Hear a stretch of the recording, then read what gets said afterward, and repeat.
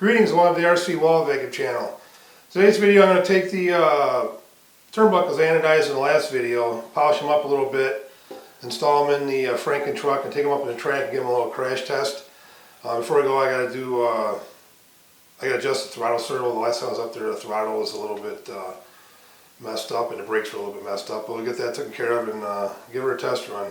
See how these things hold up. So before I install these things, I was going to compare them to the stock ones. These are the stock Rovans, and there's a lot of play in there. And these gold, those little brass things love to pop out of there. So these are the new ones I got in there, and these are some pretty heavy duty hind joints. There's no slop in there at all, and a lot bigger radius on these things. And they just sneak up in there and clear out everything on the vehicle.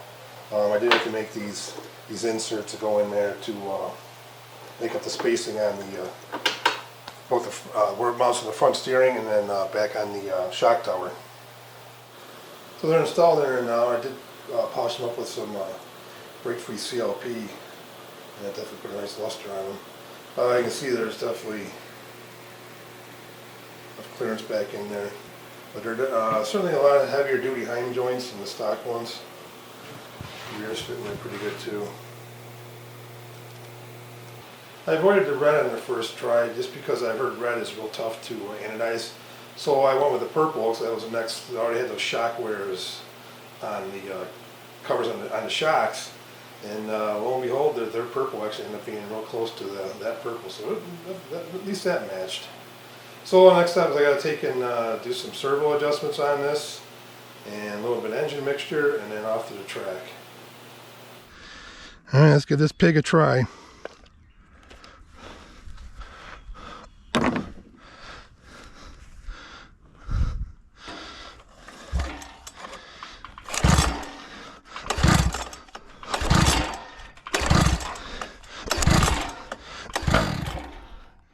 Sounds of life.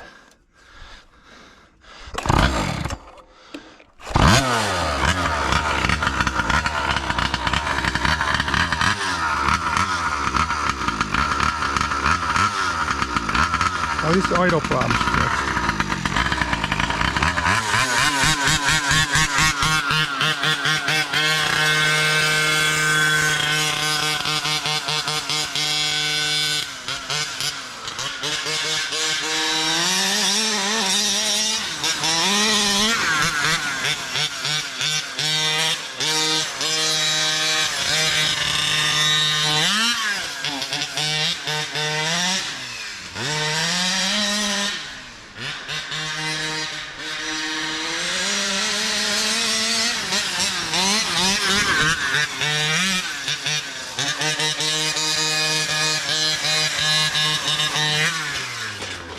But not the rollover problem.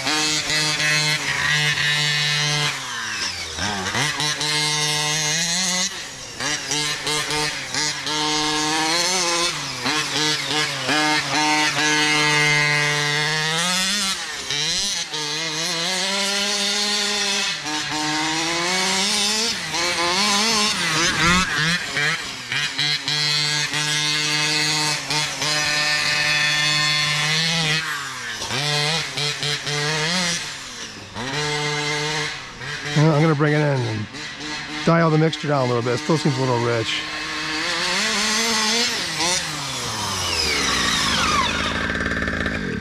So much to my amazement, this survived a venture up here with nothing broken today. So the whole project of the Lincoln Rovan 450 XLT up with a 47cc case reed OBR is actually proven to be pretty decent project. There's been a lot of refinements and parts of it have been made for it, and some other issues have been taken care of. But for the most part, it seems like it's actually coming together pretty well. The new camber links, they held up no problem at all, and they didn't rattle loose, so that's good. It's getting to the point now where it can actually take the rolls pretty well and just come bouncing right back up. The roll cage has been very beneficial for that. Still a weak point on the wheels. I'm still running the little plastic wheels over here. I have not been able to get the aluminum hub wheels out of stock. Last time I was up here, I snapped 3 of them off. These are some spares I had laying around. They held up today, but they don't take too much abuse. So I spent so much time just doing modifications on this, and I haven't really run it a whole lot. So today it gave me a chance to do some fine tuning on it, and I had some issues with the throttle I had to take care of that were never taken care of when I first assembled the unit, and I made up the throttle linkage to match into this, so that seemed to work pretty well. So are you thinking of putting an OBR 47cc into a Rovan 450 XLT? It definitely is a viable project. Just be prepared to do some modifications and beefing the thing up. But it applies to a lot of these Losi 5T trucks, and especially like the hinge pin braces. They need to be beefed up a lot. And there's other areas. The next thing it's going to do, or the next thing it's going to get, is going to be that whole steering mechanism is going to be replaced out with aluminum. So until the next video, thanks for watching.